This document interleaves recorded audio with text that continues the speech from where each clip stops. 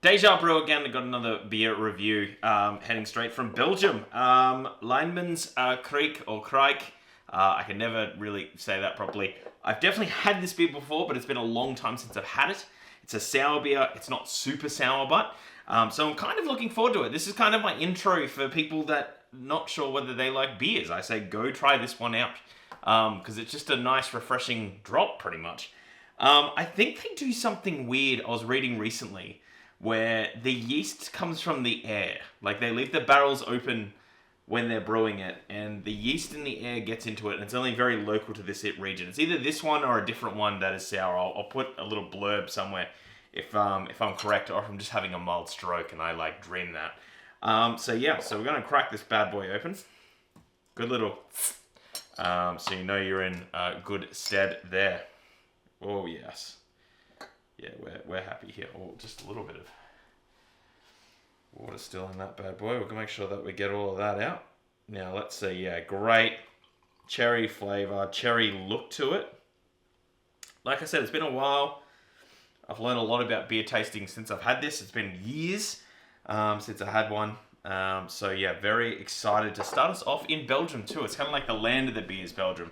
This is one of the breweries that's like generations have kept this recipe. It's around since like the 17 or 1800s. Again, I'll have little factual blurbs sort of popping up as we go along in these videos, but cheers. Already we're kind of losing the head. I knew that this happens in this kind of beer. It smells a lot like wine. That's the smell you get immediately from it. The cherry, it starts to get that grape flavor that you get from wine. I'm not a big wine drinker, so I used to not want anything to do with this because I'm not a big wine guy. But then you have a sip for it, and it smells, and it tastes just... I can't even describe. Well, I'm gonna.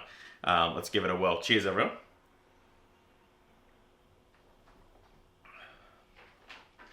Yeah, boy howdy.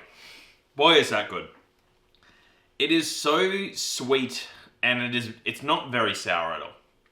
As sort of the sours sort of go, right now the whole thing is just to push it as far as they can. We want to have like toxic waste kind of levels in the UK of sour. This is just it's just refreshing. Like if you have this on a summer day, right now where I am in Canberra, it's a little bit cold, but it tastes so good, and it's just sweet. It kind of like sits somewhere between like a soft drink and a beer.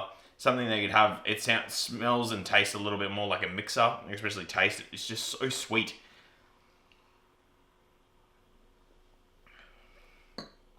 Yeah. It's like if Dr. Pepper wasn't processed and riddled with preservatives and was good. It would taste like this. It just takes me back to kind of like a childhood taste that you get from very natural kind of flavored lollies or sort of natural drinks that you don't really get anymore. Back when like you had small little manufacturers that made things. That's what it comes across as. It's just there's so much love that comes to it. It's sweet. It's got a little bit of a sour finish, but then it just goes away. It doesn't linger on your tongue for too long. Drinkability. Could I have this all night? Probably not. Would I have this at a bar with friends? I could have one. Or maybe a dessert kind of after dinner, like you're going your little dessert wine sort of route. This would be great with a very heavy kind of meal when you want something else to just sort of cut through it a little bit.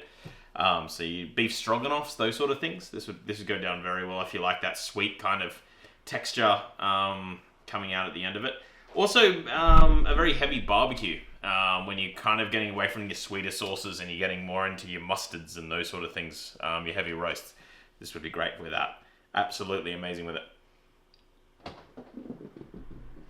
My cat is currently just going mental all the way through. She is excited, so you should be too. I highly recommend it. I highly recommend getting this.